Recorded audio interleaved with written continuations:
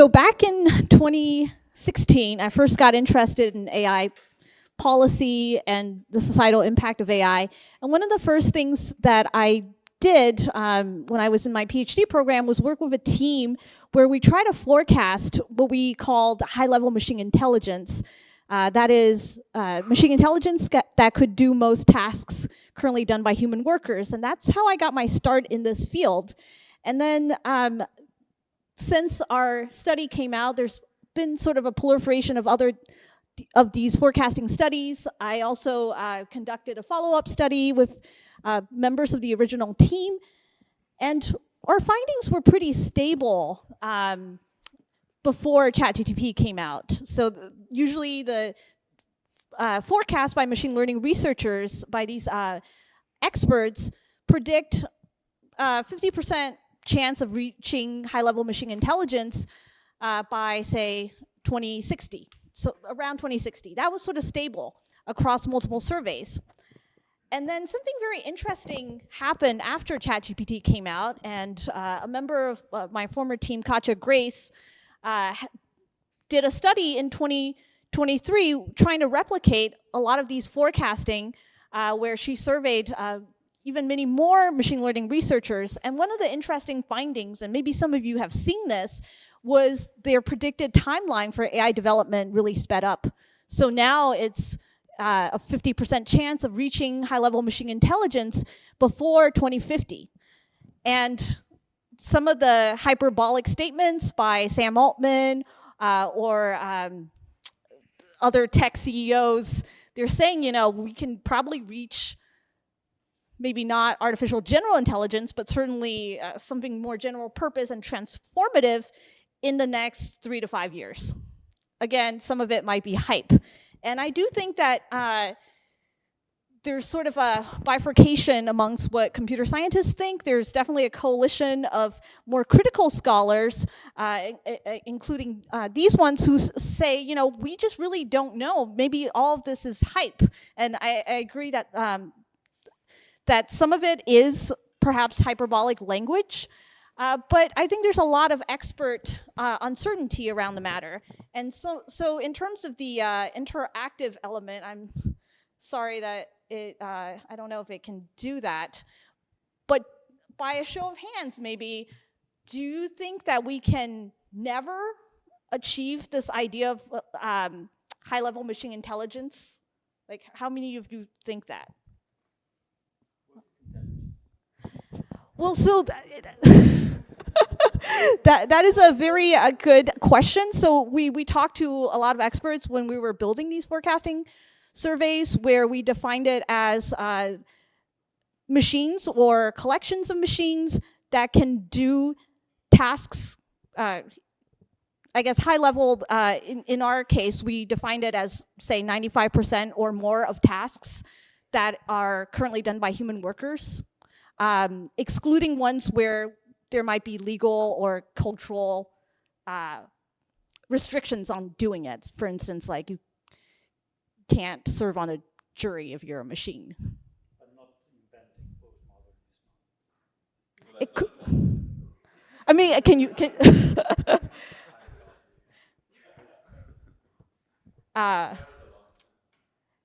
Never is a long time, and we do have a lot of respondents who said never in our survey. And then we also had respondents who got really mad that we were even asking this question. So I sort of foreground this study by arguing that currently there's a lot of expert disagreements, even though the timeline has shortened among machine learning researchers. And to add to sort of the confusing narrative, the other dimension of it, and some of you have alluded to it in your presentation, is that these forecasts are often wrong. For instance, for the Frey and Osborne study, the 47% of jobs that are at high risk of being automated predicts that a lot of jobs like being a construction worker, being a factory worker, being a truck driver are at high likelihood of automation, whereas after these large language models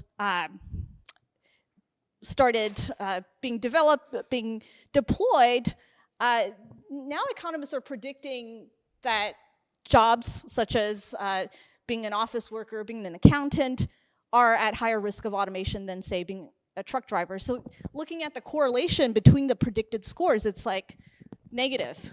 And when I was on the job market, I had a funny slide about how political scientists were not likely to be automated, but these new forecasts suggest that political science teachers post-secondary ranked number 8 in terms of exposure to large language models.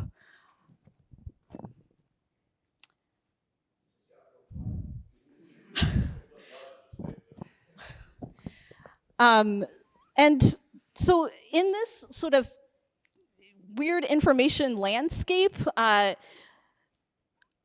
we're just interested in, like, what do workers think, given that these elite communication cues are just all over the place. One thing that has been really interesting in terms of survey work that was done pre-ChatGPT, but also afterward, is that there's actually not a lot of correlation between what the economists predict and what people perceive. And so this is from our study where we asked workers to, how concerned are you about automation? And it doesn't seem to correlate with exposure to large language models as predicted by labor economists. There was a study where some Google employees did some focus groups asking workers across different industries, how worried are you about exposure to large language models? And across the board, people were just like, I don't think it's going to be that transformative. So in some ways, there's optimism bias, but then again, maybe the economists are wrong. So that's one observation.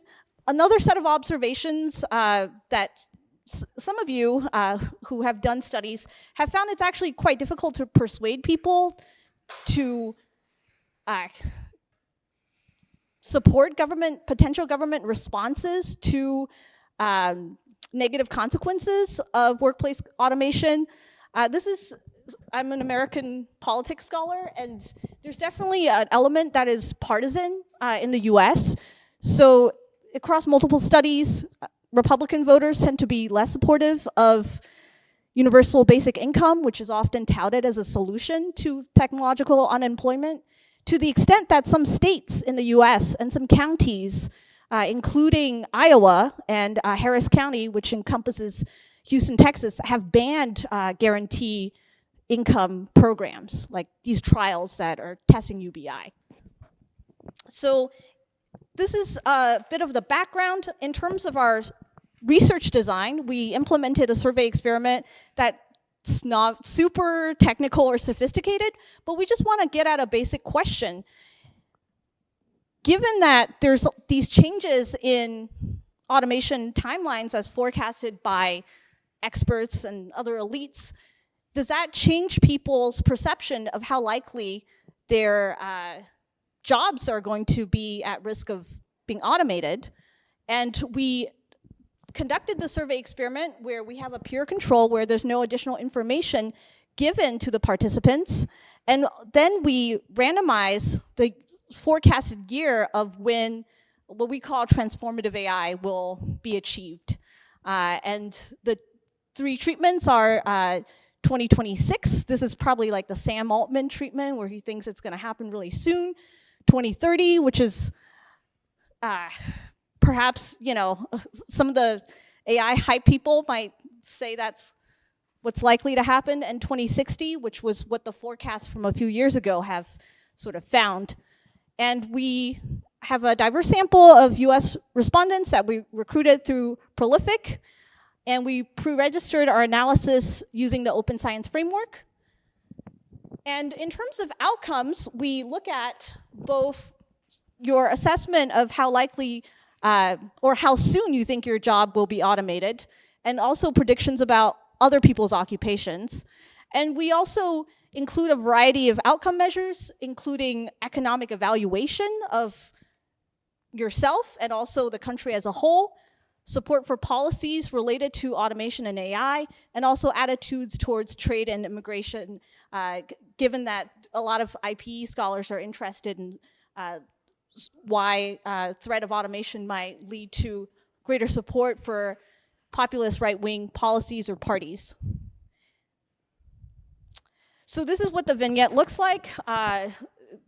it's quite long to kind of condense it into a sort of general description. So it's talking about the threat of automation, and the manipulation is, in some ways in the text it is a bit subtle, but we also have a very large sort of headline finding where it's very visible when you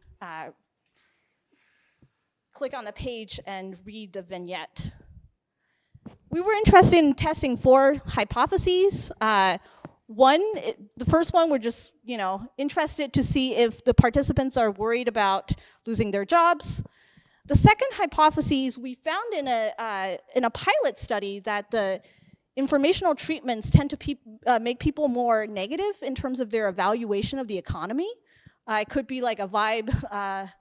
How many of you heard of like vibe economics, or like people are interpreting sort of economic data using their own experiences? So we thought maybe we'll test it. We didn't end up finding this result, but it came out in the pilot data. We thought this would also might change people's support for policies to either limit automation or to increase job retraining, UBI, and things of that nature. Again, you heard the spoilers, it didn't affect people's policy preferences. And we thought maybe the treatments that made the threat of automation seem more urgent by having a faster timeline might cause greater concern and also lead to greater shifts in policy preferences. What we found is quite interesting. The informational treatments decrease significantly the confidence of people's predictions about what's going to happen to their jobs. And it somewhat shortened their own timeline in terms of when they think their jobs could be automated. So why is that?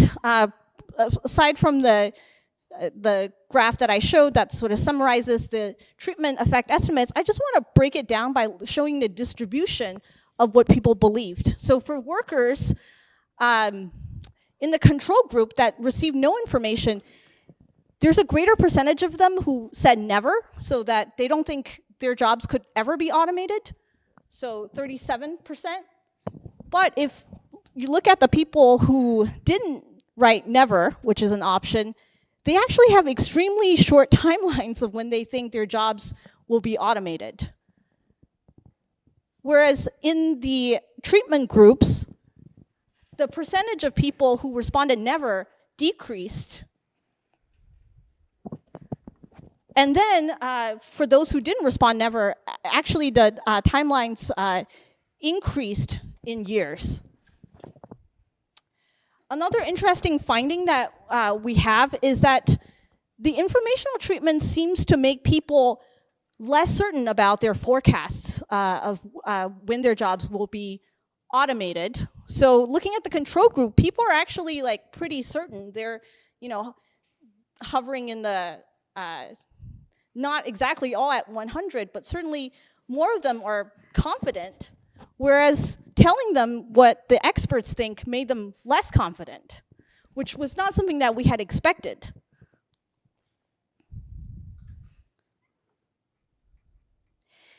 And in terms of other outcomes, one interesting finding we've found in terms of optimism bias, so a lot of people, if you just, it's not shown in this figure, but a lot of the respondents think their jobs are less likely to be automated compared to those who are doing the same occupation.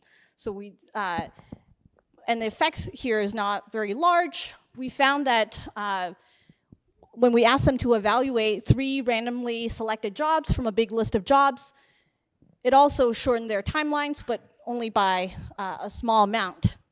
Am I at time? Oh, 1 minute. Okay, so I'm just going to show you a bunch of null results where it didn't seem to impact economic valuation of themselves or the country as a whole, and it didn't increase support for universal basic income, limiting automation, or funding job or training programs. And it didn't decrease support for funding AI research in terms of 2 of the treatments.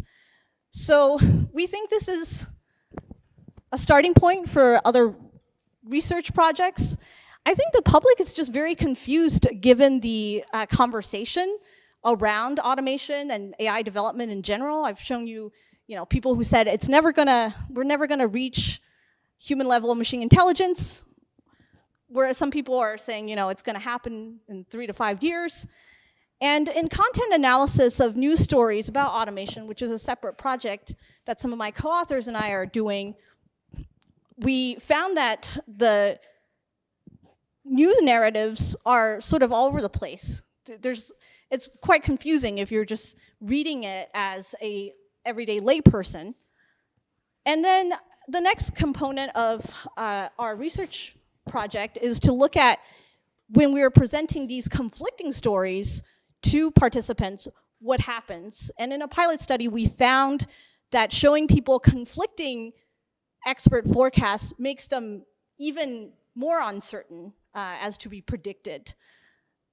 So I am going to conclude, and thank you all for listening. I hope to get lots of feedback from you, whether to send this paper out as its own standalone project, or should we implement other studies to go along with it?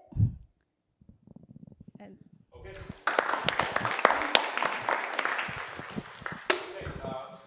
We have 8 minutes for questions about it, and then we can also do some the other panels, and then we'll get a quick coffee and go to the final one. Ina, is your hand good? Yeah, great. And it's related to a question that was asked before on like theory and mechanisms. Do you have some expectations about like how thinking about this future impact? So how should that be important? Is your thinking about, okay, so people will change their preferences for policies and economic policies and so on, or is it something about insecurity? People feeling very insecure and unsafe and uncertain, and this being important in itself. So where's this going? Another question for Nicole, who's got one here. I'll take 2 and then we'll let you. This is very interesting. I'm like thinking out loud a little bit because from your design, I get that you're interested in time. But then my first reaction seeing 2060 is, am I retired yet? And I feel like you've not really incorporated sort of the respondent's age and your prediction. And I feel like maybe in a future version of this, if you were doing it, maybe also use the respondent's age, because I feel like the extent to which you think your job is threatened is also conditioned on whether you think like you would still be working. I'll just say that I wonder whether the effect is due to kind of the principle of under-promise and over-deliver, that when people read that people think AGI is going to come online in 4 years, they're like, this is all BS. It doesn't seem very likely, but if I say it's kind of in the future, farther on it sounds credible. Right? Okay, it's going to take a bit of time. Responses? I think that's a great suggestion. We didn't ask about whether they think it's credible or not in this one, but I think in future studies we'll definitely have that as an outcome measure. And to answer Nicole's question, we wrote this paper up very quickly, but we did collect data on how many years they anticipate continuing to work in the current occupation, and we can use that as a variable to look at if there's heterogeneous treatment effects.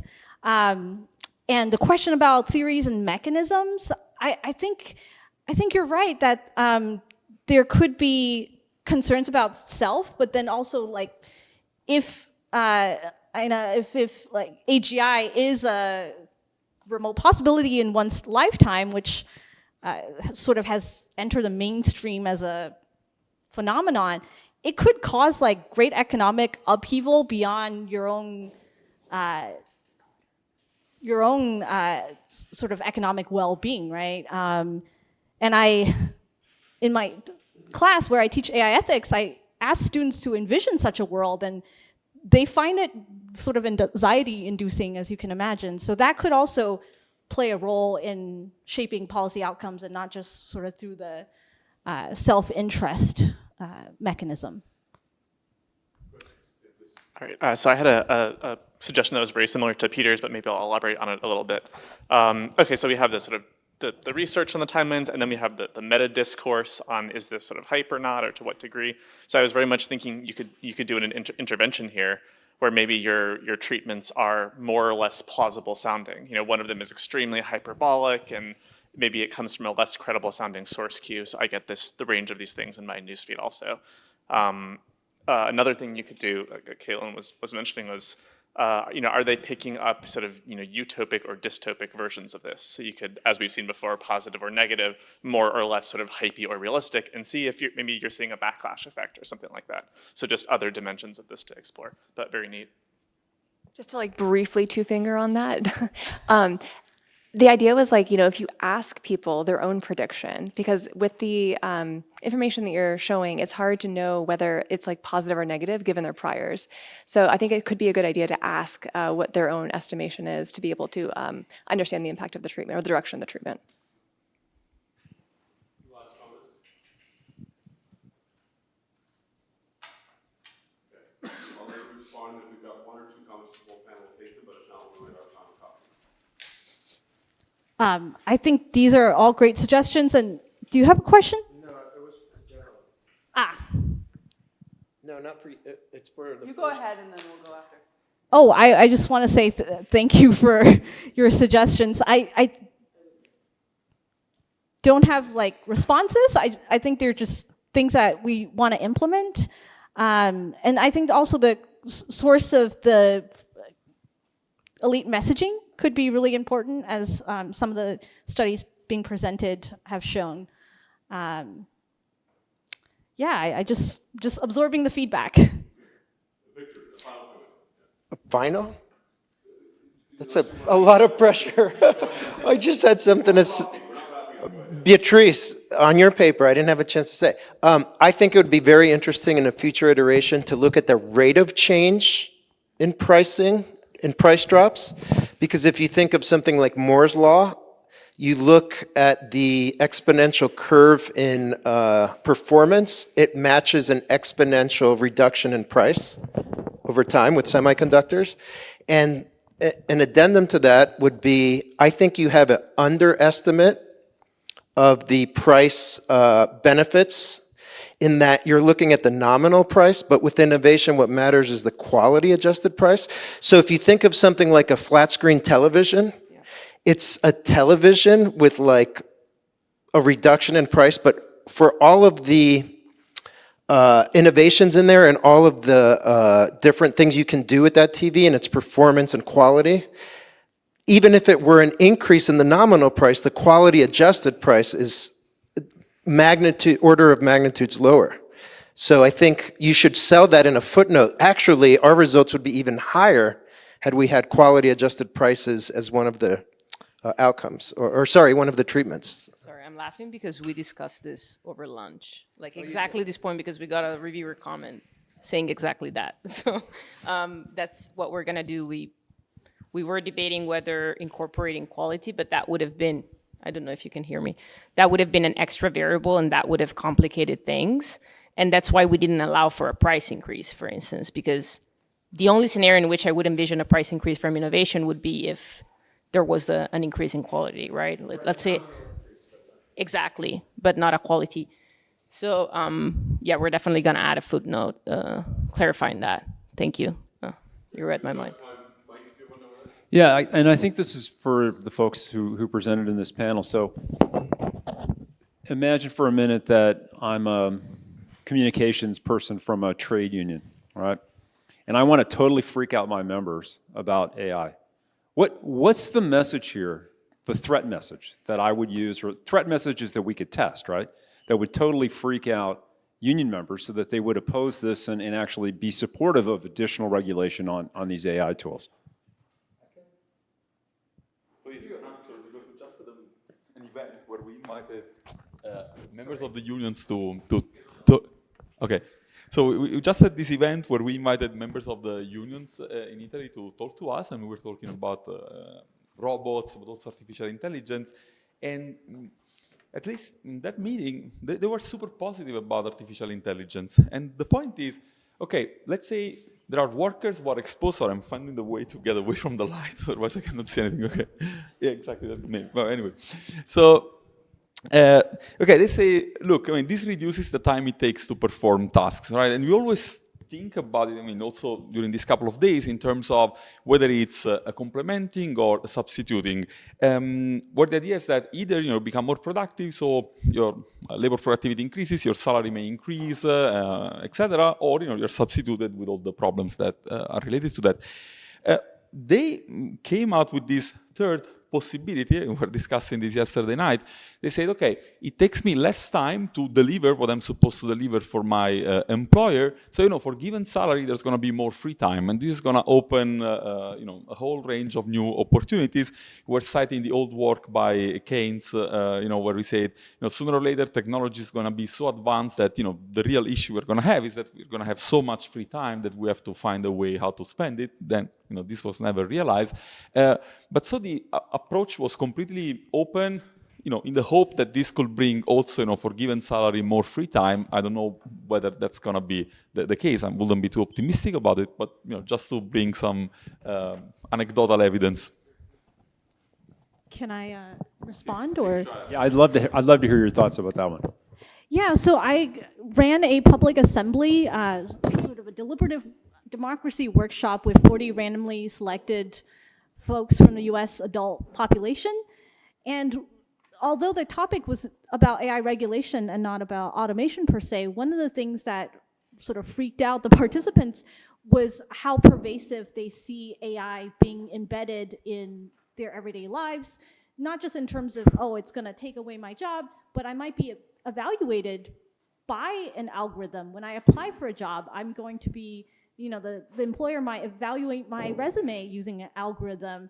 For some of them who work in Amazon warehouses, they already know how much they're being surveilled. And I think going forward, and I'm working with Nicole on a project where we're not just thinking about sort of, is this going to decrease my wages, or is this going to cause me to lose my job, but also in terms of how the work environment quality will maybe improve in some cases, as Nicole mentioned about the air-conditioned room so that the robots don't break down, but also in some ways maybe it will make my life more, work life lower in quality. For instance, the biometric surveillance of the truck drivers. Just one last comment. Yeah, absolutely. Just reinforcing what you just said, in the same meeting with the members of the unions, this shows up as a super important element because, for example, they were making the example of the Amazon truck drivers. One of the biggest complaints was that they were supposed to follow exactly what the algorithm would say, and there was no freedom of choosing, go one direction rather than another. And this really reduces your self-esteem and, how much you can enjoy your daily work. So it's definitely a good point, I think. Join me in thanking all three panelists. Thank you.